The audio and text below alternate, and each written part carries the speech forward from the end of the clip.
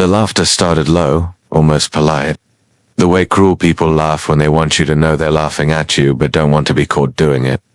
It moved around the room like a wave, table to table, whisper to whisper, until it reached the woman sitting at the center of it all. Clara Whitmore sat very still in the ivory upholstered chair they had placed at the head of the room. The chair was meant to make her feel like a queen. It did not. With her hands folded over the soft swell of her 7-month belly, her silver ribbon still curled between her fingers from the gift she had just opened, she sat with perfect composure, and listened to the sound of 34 people mocking her. She didn't cry, she didn't flinch. She just smiled the same warm, patient smile she had worn for the past 3 years of her marriage, and she thought to herself, quietly, the way a woman thinks when she has already decided something important. They have no idea, but we are getting ahead of ourselves. Because to understand what happened in that hotel ballroom on a bright Saturday afternoon in October, you first have to understand how Clara Whitmore came to be sitting in that chair in the first place. You have to understand where she came from, who she married, and why the people in that room believed, truly, completely believed that she was beneath them. And then, when you understand all of that, the story becomes something extraordinary. So, let us begin. Clara wasn't always quiet. She was, in fact, one of the most driven, fiercely intelligent women you would ever meet. The kind of woman who reads 3 newspapers before most people have finished their coffee. The kind of woman who walks into a room and immediately understands every power dynamic at play before she's even taken off her coat. But Clara had learned, early and painfully, that the world doesn't always reward visible ambition in women. It rewards patience, it rewards strategy, and it rewards the ability to let people underestimate you. She grew up in a modest townhouse, in a mid-sized city in Ohio, the daughter of a school librarian and a man named Gerald Whitmore, who most people thought was just a quiet, unremarkable accountant. Her father drove a 15-year-old car with a cracked dashboard and wore the same brown jacket every winter. He packed his own lunch in the same blue thermos for 22 years. He was, by every visible measure, an ordinary man. Clara adored him absolutely. What very few people knew, and what Clara had been taught to never discuss outside the family, was that Gerald Whitmore was not actually just an accountant. He was, in fact, a quietly extraordinary investor who had spent decades building a portfolio of properties, businesses, and private holdings that were routed through a network of trusts and holding companies so discreet that even his closest friends had no idea they existed. He didn't talk about money because he'd grown up with none and had never stopped being grateful for what he'd built. He didn't display his wealth because he believed that displaying wealth was a sign of insecurity, not success. When Clara was 12, he sat her down at the kitchen table with a yellow legal pad and a cup of cocoa and taught her the first rule of real financial power. He said, "Clara, money you can see is just money. Money nobody can see is a fortress." She wrote it down in her diary that night. She never forgot it. By the time Clara turned 28, she had her father's gift, his patience, his eye for undervalued assets, his ability to read a balance sheet the way other people read novels, and she had cultivated it into something formidable. She had a master's degree in finance from a prestigious university, a secondary qualification in real estate investment, and a quiet, careful investment portfolio she had been building since she was 22. She didn't talk about it. She didn't post about it. She kept her money in its fortress, the way her father had taught her. And she showed the world only what she chose to show them. What she chose to show the world was a warm, gentle woman with an easy laugh and a talent for making people feel seen. She wore modest clothing. She drove a sensible car. She lived in a clean, comfortable but unremarkable apartment before her marriage. She was, to all external appearances, a nice, pleasant, ordinary woman with a decent job in a small consulting firm. She was 31 when she met Marcus Hartwell. Marcus was 35, tall, broad-shouldered, with the kind of polished confidence that comes not from inner strength but from having been told since childhood that you are exceptional. He came from money, old money, inherited money, the kind that arrived already framed and mounted, requiring nothing but the right last name to access it. The Hartwell family had made their fortune in commercial real estate 3 generations back and had spent the decades since maintaining it, growing it carefully, letting everyone around them know about it at every available opportunity. Marcus was the golden son, the one the family talked about at dinners, the one his mother, Eleanor Hartwell, referenced in conversations the way other people reference the weather constantly, casually, as if no one could function without being updated. He had gone to the right schools, joined the right clubs, and cultivated the kind of easy, magnetic charm that made people want to be near him without ever quite being able to say why. When Marcus met Clara at a mutual friend's dinner party, he was immediately drawn to her. She was beautiful in a way that was understated, dark eyes that held quiet intelligence, a voice that was warm and unhurried, a manner about her that suggested she was entirely comfortable in her own skin. He asked her to dinner the following week. She said yes. What Marcus felt for Clara in those early months was, Clara believed, genuine. He was attentive, thoughtful, romantic in the ways that count most. He remembered the small things, asked real questions, listened when she spoke. He made her feel, for the first time in a long time, like someone was truly paying attention to her, and Clara, who was naturally guarded with her heart, found herself slowly, carefully opening. She did not, however, open her financial records. She never discussed her portfolio. She never mentioned her father's trusts. When Marcus asked about her family, she described them honestly, modest, hardworking. Oh, hi. And Marcus nodded with the particular smile of a man who has already filed that information under manageable. Clara noticed the smile. She filed that too. They were engaged 18 months after they met. Clara was genuinely happy. She pushed the quiet observations she had been collecting, small condescensions, casual dismissals. The way Marcus sometimes spoke about money as if it were oxygen and people without it were slowly suffocating. To the edges of her mind, she told herself she was being analytical when she should be in love. She told herself everybody has flaws. Then she met the Hartwells. Eleanor Hartwell was a woman who had elevated condescension into an art form. She was 62, impeccably dressed in a way that announced its own expense from across a room, and she had the particular talent of making every compliment sound like a diagnosis. When she met Clara for the first time, at a formal dinner at the Hartwell family home, a palatial estate in Connecticut with a driveway longer than Clara's entire street growing up, Eleanor looked her over slowly. The way you appraise a piece of furniture you're not sure is worth the price, and said, with a gracious smile, well, you're certainly lovely, dear. Marcus always did have a soft spot for sweet, simple girls. Clara smiled. She said, that's so kind of you. And she thought, I see exactly who you are, Victoria. Marcus's younger sister was cut from the same cloth but wore it louder. She was 29, rail-thin, perpetually and spoke in the clipped, fast cadence of someone who has never needed to be careful with her words, because no one had ever made her face consequences for them. She sized up Clara's outfit that first night, a classic navy dress. Clara had genuinely considered beautiful when she put it on and said, oh, how fun. Vintage-inspired, very retro. She was not talking about retro being fun. Marcus's father, Richard, was less theatrical but no less present. He was a compact, silver-haired man who communicated almost entirely through silence and skeptical glances. The kind of man who lets the women in his family do the cruelty for him, while he maintains plausible deniability. And then there were the aunts, the cousins, the family, friends who rotated in and out of Hartwell gatherings like a cast of supporting players who had all received the same memo. The new woman is acceptable but not impressive. Smile but don't warm up. Welcome but keep the gates. Clara absorbed all of it. She was polite, warm, and utterly unflappable at every family event, every holiday dinner, every casual weekend gathering where she was evaluated and found just slightly wanting. She asked questions. She remembered birthdays. She brought thoughtful gifts and wrote handwritten notes. She did everything right, and it made not the slightest difference to Eleanor Hartwell, who had already decided that her son had married beneath himself, and no amount of grace or warmth was going to alter that verdict. What was perhaps most painful, though Clara held that pain quietly and close, where no one else could see it, was that Marcus never defended her. Not once, in the entire 3 years of their marriage, did Marcus turn to his mother and say, don't speak to my wife that way. He laughed along when Victoria made cutting jokes. He changed the subject when Eleanor was dismissive. He told Clara, afterward, in private, that she was being too sensitive, that his family just had a dry sense of humor, that if she tried a little harder to fit in, it would get easier, and yet Clara stayed. Some people have asked, in hearing this story, why she stayed. The honest answer is that love is complicated and rarely reducible to a single clean line.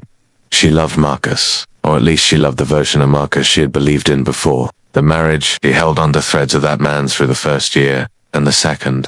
She told herself the marriage could be what she wanted it to be if she were patient enough, if she was strong enough, and then she found out she was pregnant. The morning she took the test.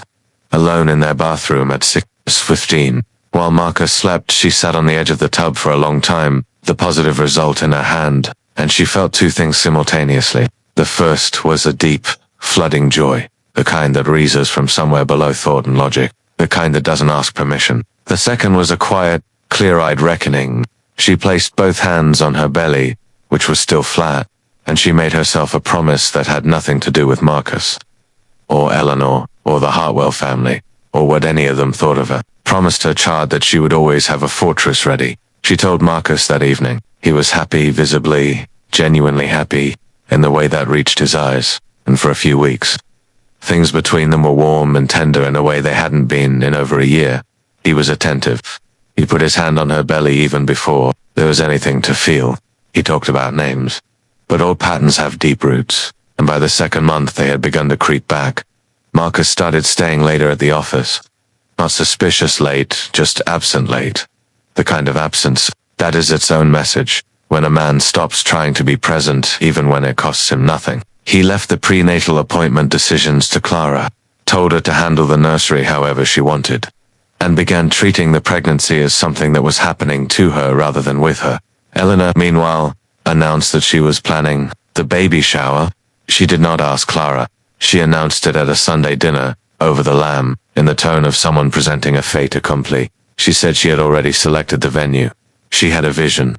She wanted everything to be done properly, and she looked at Clara when she said properly in a way that made perfectly clear she was not referencing a general standard but a specific deficiency. The venue Eleanor had selected was the Grand Mercer Hotel. Clara set her fork down very carefully.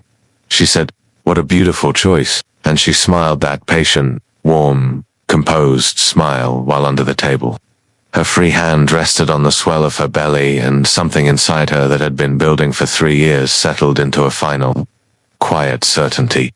The Grand Mercer Hotel sat at the corner of 5th and Mercer in downtown Manhattan, like an exclamation point in marble and glass. It was one of those hotels that seemed to have always existed, timeless in the way that only true luxury can be. The kind of building that makes people feel as if they have arrived somewhere important simply by standing in its lobby. The ceilings were 20 feet high. The chandeliers were original.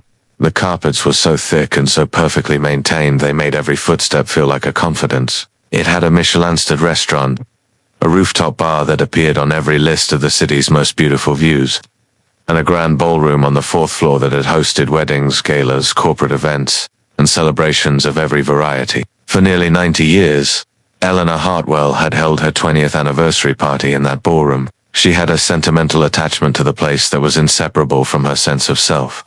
The Grand Mercer was where the Hartwells had their important moments. It was their kind of hotel, and the fact that she was hosting her grandchild's baby shower, there was, in Eleanor's mind, a generosity, a gift of elevated circumstance to a daughter-in-law who had not, in Eleanor's estimation, elevated herself sufficiently. What Eleanor did not know, what she had absolutely no way of knowing, because the transaction had been routed through 2 levels of holding companies and a trust fund with a name that bore no relationship to Clara's, was that the Grand Mercer Hotel had changed hands 14 months ago. Clara had purchased it, not personally, not in her name, through a real estate investment vehicle she had been building quietly for 4 years. One that had originated from a seed investment from her father's estate after Gerald Whitmore had passed away 3 years earlier, leaving his daughter a portfolio far more substantial than anyone in her life, including Marcus, had ever suspected existed. She had grown that seed. She had been patient and strategic and brilliant in exactly the way her father had raised her to be. And 14 months ago, when the Grand Mercer had come to market at a price point that her analysts agreed represented a rare undervaluation for a property of its tier, she had moved quietly, quickly, and decisively. She bought it. She did not move into an office there. She did not announce herself. The operational management team stayed in place. They were excellent.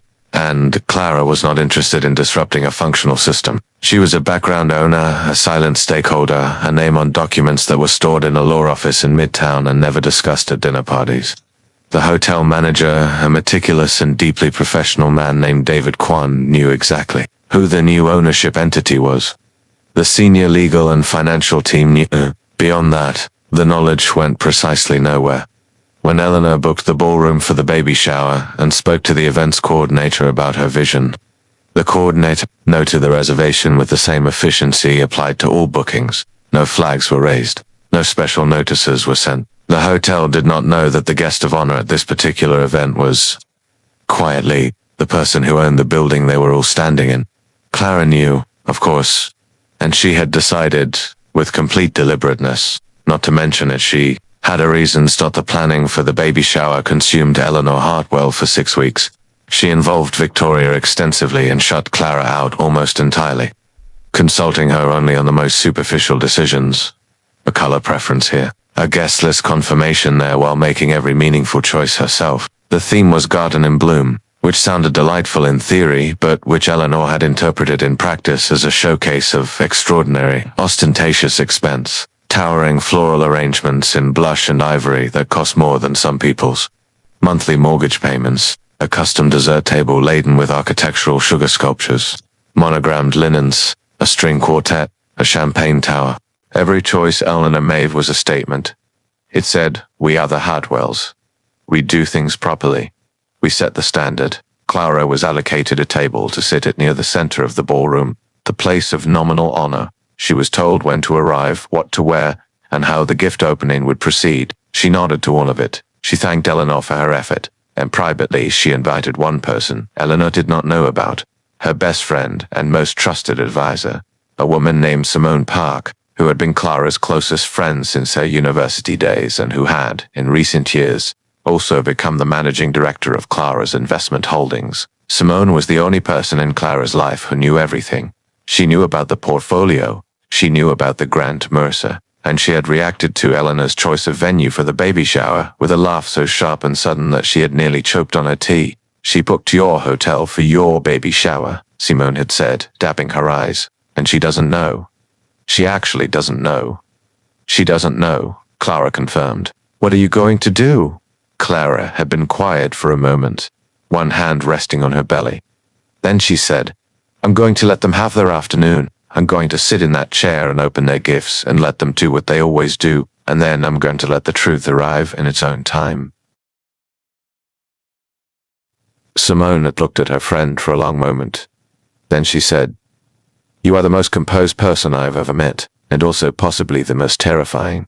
Clara smiled. "I learned from the best." The Saturday of the baby shower was one of those crisp, golden October days that Manhattan sometimes produces, like an apology for all its other weather. Clear skies, low sun, the kind of warmth that feels borrowed from a departing summer. The Hartwell family arrived in clusters, Eleanor and Richard in a town car, Victoria with her husband, various aunts and cousins and family friends, totaling, in the end, 34 guests. Clara arrived with Simone, wearing a dress and soft cream that draped beautifully over her pregnancy, and that she had bought specifically because it made her feel like herself. She had done her own hair and worn the pearl earrings her father had given her on her 18th birthday. She looked, by any measure, radiant. Eleanor greeted her in the lobby with an assessing look and a comment about how breezy her dress was. "Very casual, darling, but you've always been comfortable with that, haven't you?" And Clara smiled and said how beautiful the arrangements looked, because they did, and they had cost a great deal, and some of that money had technically returned to her through the hotel's event catering contract. But she kept that thought to herself. As the guests settled into the ballroom, Clara moved through the room greeting people with genuine warmth. She asked up to children, remembered details from past conversations, complimented outfits, and inquired about vacations. She was, as always, impeccably gracious. The Hartwell family accepted this graciousness with a particular kind of tolerance, the tolerance of people who believe the warmth directed at them is aspirational rather than genuine. They talked to her the way you talk to someone nice who you don't take seriously. And then the gift opening began. This is where things began to move from uncomfortable to genuinely cruel. It started with the gifts themselves. Clara had asked in the invitations, which Eleanor had insisted on controlling, that in lieu of large gifts, guests might consider handmade or sentimental items, or contributions to a college savings fund. She knew the Hartwell family wouldn't follow these instructions, and she didn't particularly expect them to, but the request had been sincere, because Clara genuinely valued meaning over price tags, and had been raised in a house where the most treasured items were the ones made with intention. Some guests had followed her wishes beautifully.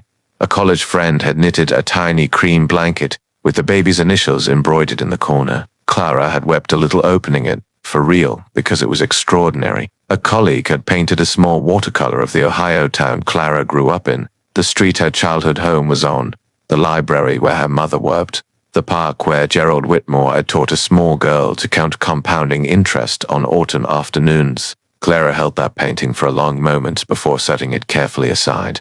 But then came the Hartwell family's gifts, and the atmosphere in the room began to shift. Not because the gifts were bad.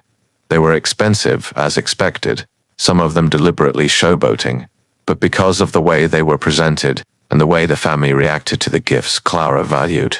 When Clara opened the knitted blanket, Eleanor had glanced at it and said, to the table beside her but loudly enough for several people to hear, "How sweet. Homemade things are so heartfelt." The pause before heartfelt did extraordinary work. Laughter pattered across the nearest tables. The friend who had made the blanket flushed crimson. Clara thanked her again, deliberately, clearly, and set it on the seat-a-bonnet beside her. When Victoria presented her gift, a stroller that cost approximately $4,000 and had been selected specifically for the purpose of making other gifts look insufficient by comparison, which Victoria mentioned, by the way, by saying, "I got the one that really no people use."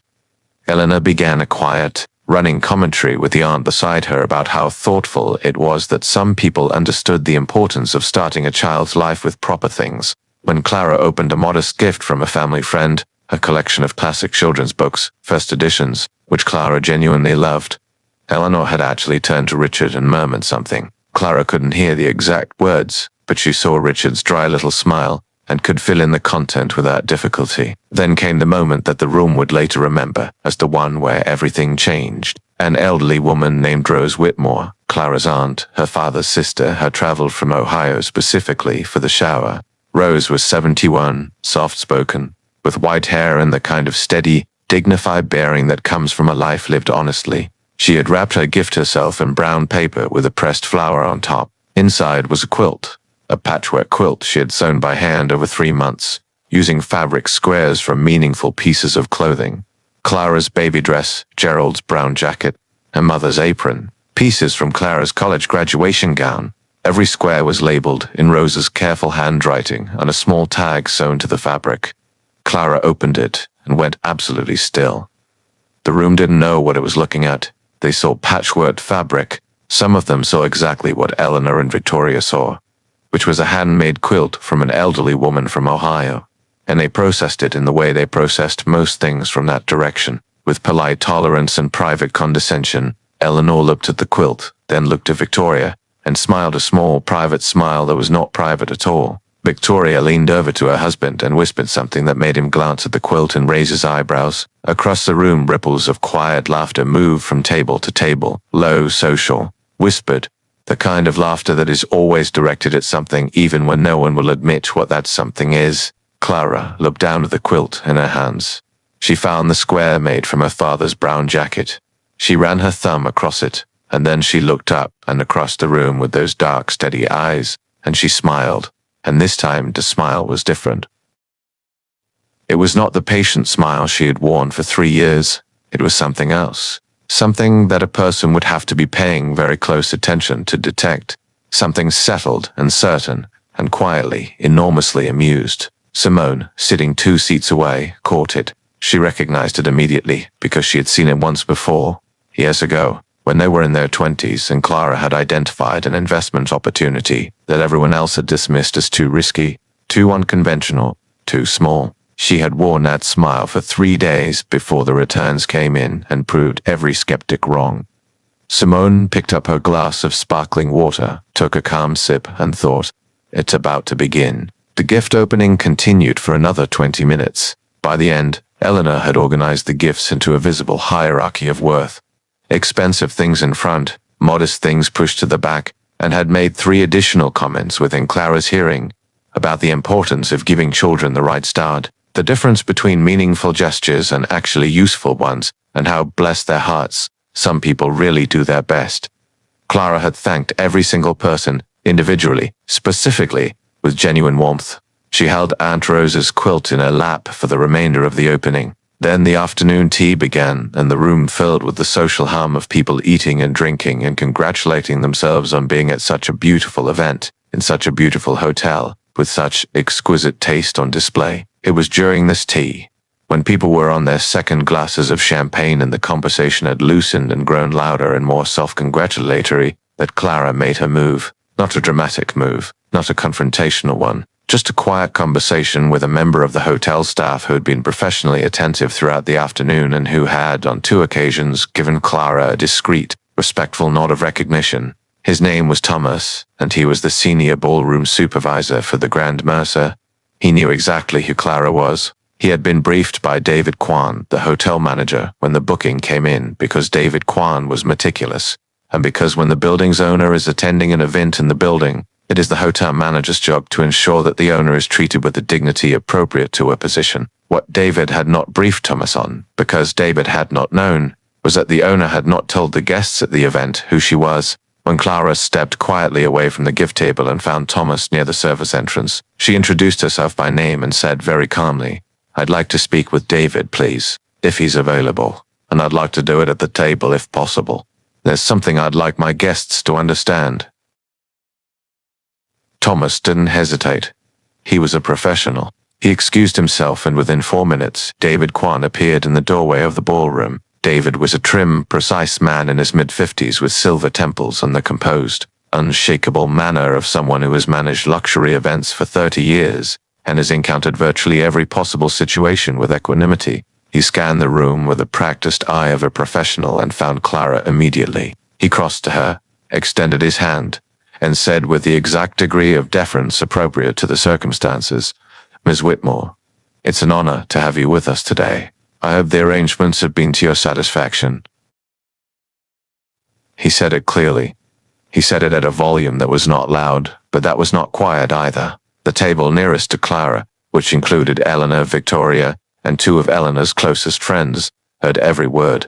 There was a brief pause, the kind of pause that has a texture to it. Eleanor, who was mid-sip of her champagne, set her glass down with a small, precise click. "Arrangements," she said with a smile that was still trying to be social. "Darling, who is this?"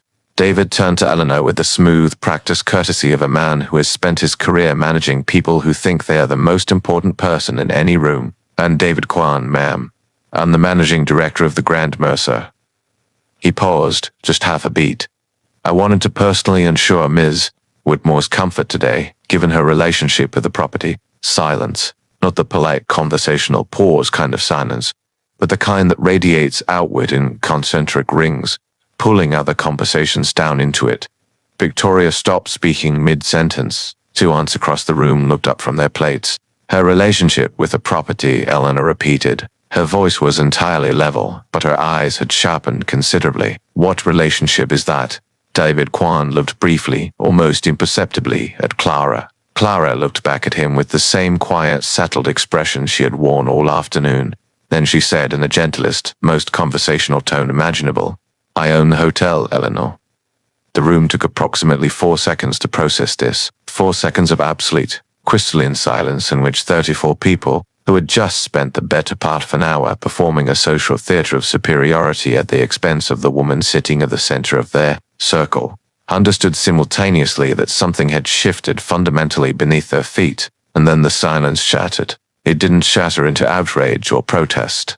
It shattered into the particular undignified chaos of people trying to understand something that their existing framework cannot accommodate. Conversations broke out everywhere at once, low and urgent.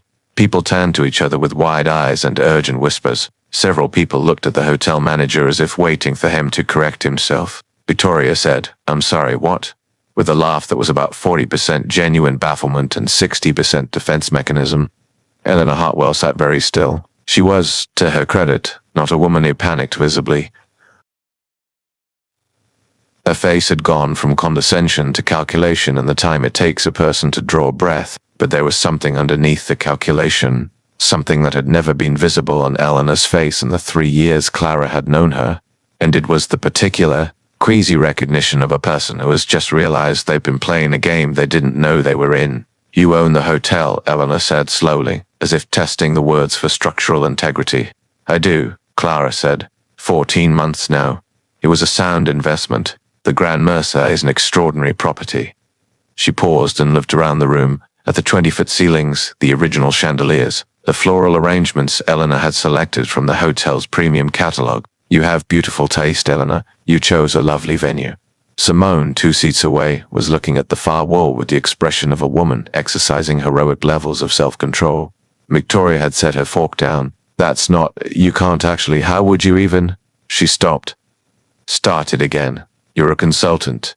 You work at a small firm. I did consulting, yes, Clara agreed pleasantly. I also invest. My father taught me.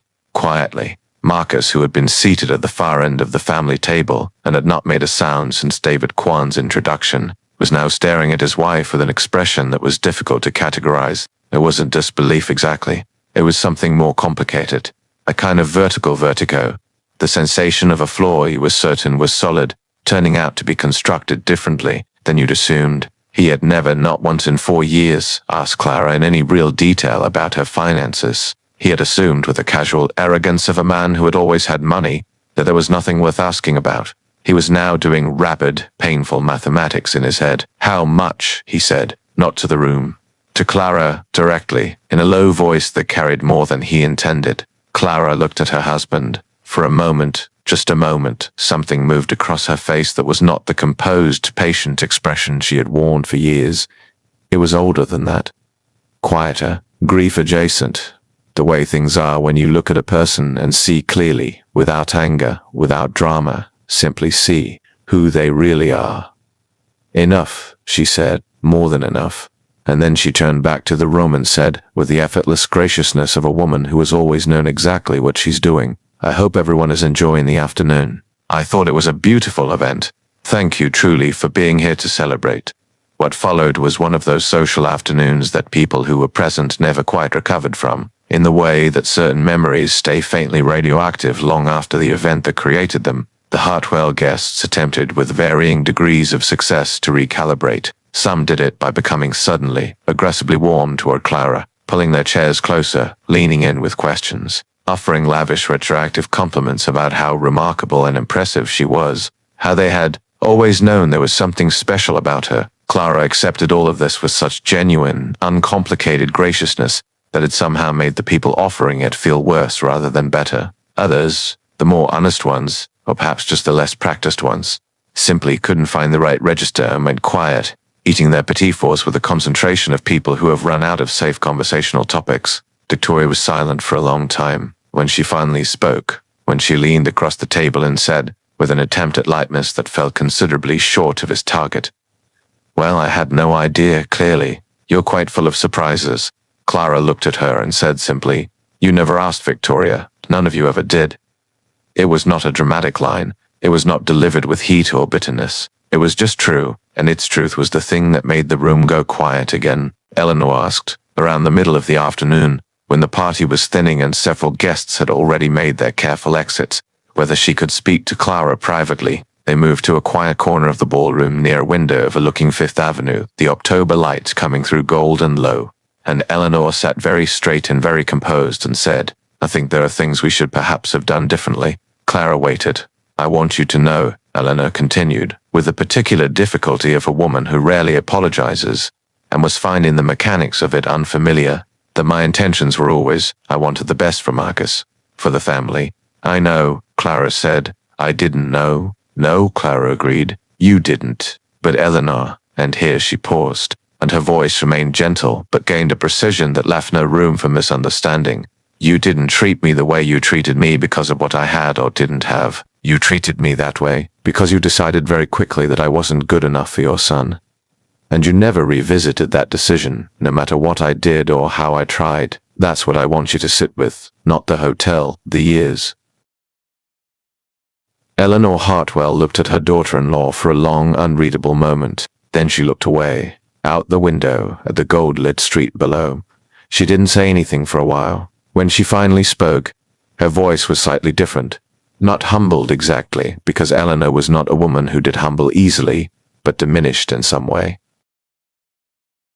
"You're right," she said quietly. "That is what I should sit with." It was not a full reckoning. It was not a transformation, but it was the first honest thing Eleanor Hartwell had said to Clara in 3 years, and Clara received it for what it was and nothing more. Marcus drove them home. The car was silent for the first 10 minutes, the particular silence of a confined space between two people who are both waiting for the other to begin something neither is fully ready for. It was Marcus who spoke first. "How long," he said, "how long have I had money? How long have you been?" He stopped, recalibrated. "How much is there, Clara?" She looked at him. He was gripping the steering wheel with more force than the traffic warranted. His jaw was set, and she could see it. She could see the thing she had been watching for years, the thing that had been telling her something she hadn't wanted to hear. His first instinct, in this moment, was not amazement or admiration or even curiosity. It was calculation. It was inventory. It was the sound of a man reconsidering a situation based on a change in the numbers. "Why does it matter?" she said gently. "Because you're my wife. Because we're having a child. Because he stopped again. "You've been keeping this from me. I haven't been hiding it, Marcus. I've just never discussed it. The same way you've never asked. Not really. You assumed you knew what was there, and the assumption satisfied you, so you didn't look further." He was silent for a moment. "That's not fair, isn't it?" He drove for 2 more blocks before he said, "What does this mean? For us?" And Clara, who had been asking herself a version of this question since before the baby shower was ever planned, who had been sitting with the answer quietly for months while she built her fortress and let her patience do its work, said, "I think it means we need to have an honest conversation that we should have had a long time ago, about who we are with each other, about what this marriage actually is." "I love you," Marcus said. There was a desperation to it that was, in its own way, a kind of truth. "I know you do, in your way," Clara said. "But Marcus, you let them talk to me like that for 3 years. You never once told your mother that I deserved better. Not once. Not even when I was pregnant." The words landed, and she saw him absorb them, and she saw the flinch. Small, genuine. And she knew it was because somewhere inside him, beneath the conditioning and the arrogance and the automatic assumption of his family's superiority, he knew she was right. "I know," he said. "That's not something money fixes," she said. "That's something that requires a different kind of accounting." The weeks after the baby shower were a transformation, though not a clean or simple one. These things never are. Marcus did not suddenly become a different man. He was shaken, deeply shaken, in a way that the revelation of Clara's wealth had catalyzed. But that was, at its core, about something older and more structural. The man who had spent his life assuming a hierarchy now found himself unable to locate his position in it. The wife he had, not maliciously but thoughtlessly, allowed to be diminished for years, turned out to have been, all along, the most substantial person in the room. He didn't know what to do with that. He went, at Clara's insistence, to see a therapist. He went twice and reported back with summaries. Clara suggested he keep going. Eleanor did sit with it, as Clara had asked. Not publicly. Eleanor Hartwell did not do public reckonings, but privately, in the particular way of a woman who is too intelligent not to eventually reckon with her own behavior when the evidence has become impossible to arrange into a flattering shape. She called Clara 2 weeks after the shower. The call lasted 40 minutes. Eleanor spent most of it talking, which was familiar, but the content was different than it had ever been before. There was less performance in it, more honesty. At the end of the call, she said, "I should have known you. I should have tried to know you instead of filing you away." Clara said, "You still can." And she meant it. Victoria sent a card. In the card, she had written 3 sentences, one of which said, "I realize I've been unkind and I don't have a good excuse for it." Clara kept the card. She didn't expect it to mean Victoria had changed fundamentally, but she valued the honesty enough to hold on to it. The quilt from Aunt Rose was hung on the wall of the nursery, above the crib. Clara had chosen the nursery's entire design around it. What happened with Marcus was longer and harder and less resolved in the ways that neat stories like things to be resolved. There were honest conversations, the kind that feel like surgery, necessary and temporarily destructive before they can be healing. There were nights when Clara sat at the edge of the bed with her hands on her belly and thought about her father and his lesson about fortresses, and she understood now, fully, that the fortress was not just about money. It was about knowing who you are, always, regardless of how you are seen. It was about never letting anyone else's appraisal of you become your operating reality. Marcus was trying. She could see him trying. whether trying would be enough, whether love, reconstructed, could become something more solid and more honest than what it had been, was a question she was willing to sit with for now, with both patience and an exit plan, because Clara had always understood that genuine strength is not the absence of options, it is the presence of them. Their daughter arrived on a Thursday morning in December, at 6:42 in the morning, during a snowfall that came down so quietly and so steadily that the city outside the hospital window looked, by 7 o'clock, like something manufactured for a fairy tale. She weighed 7 pounds 4 ounces. She had her mother's dark eyes. She had a very specific, determined expression on her face from the first moment she arrived that made the midwife laugh and say, "This one knows what she wants." Marcus wept. He was not a man who cried easily, and he did not try to stop it. And Clara, exhausted and exhilarated and completely present, watched him hold their daughter and let his tears fall. And she thought, "This is the best version of you. Hold on to this."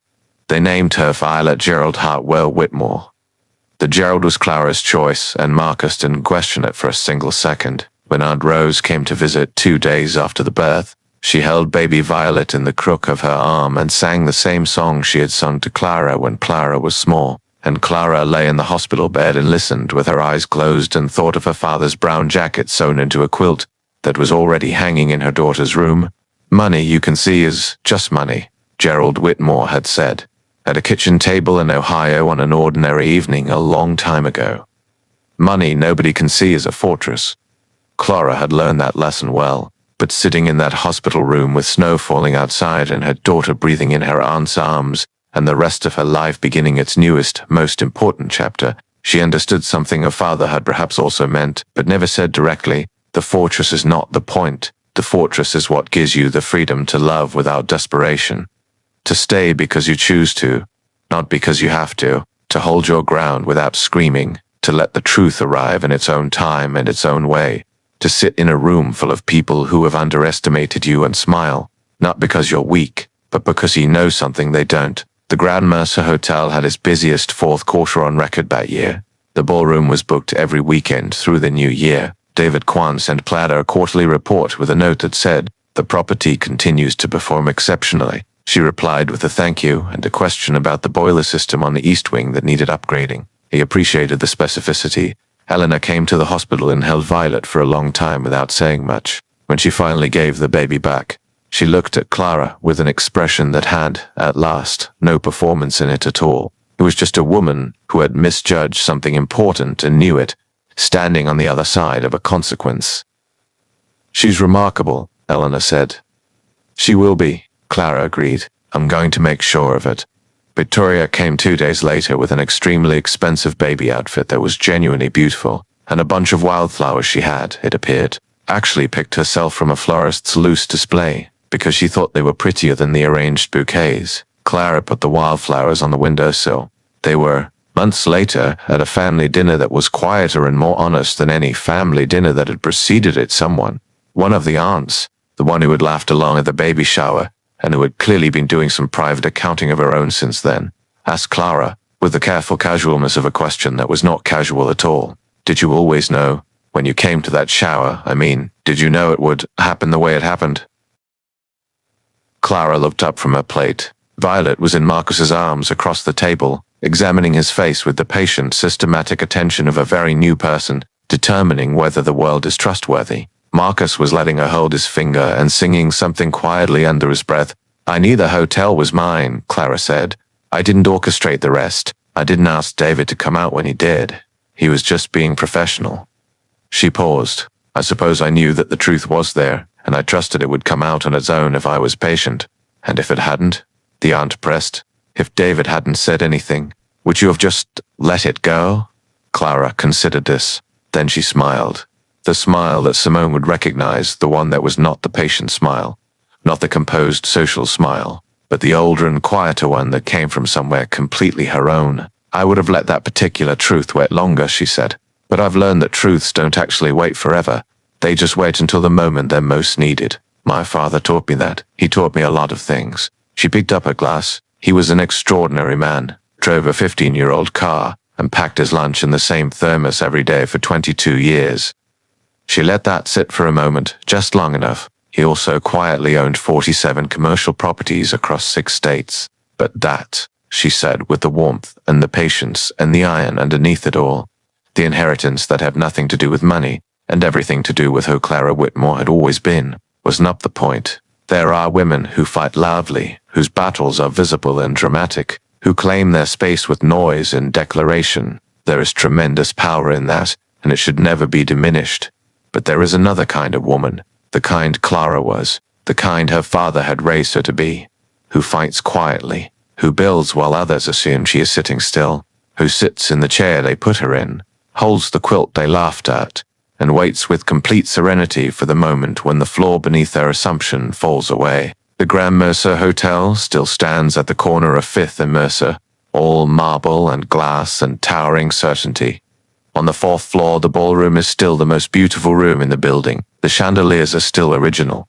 The carpets are still so perfect, they make every footstep feel like a confidence. And somewhere in the building's ownership records, filed quietly through 2 levels of holding company in the name of a trust that bears no relationship to the person who sits in any chair they put her in, is the name of the woman who owns it all. Clara Whitmore Hartwell, daughter of a librarian and the man who drove a 15-year-old car, mother of Violet Gerald, owner of the floor they stood on, and the woman who never, not for a single moment, needed them to know it, until the day it mattered, until the day it was enough.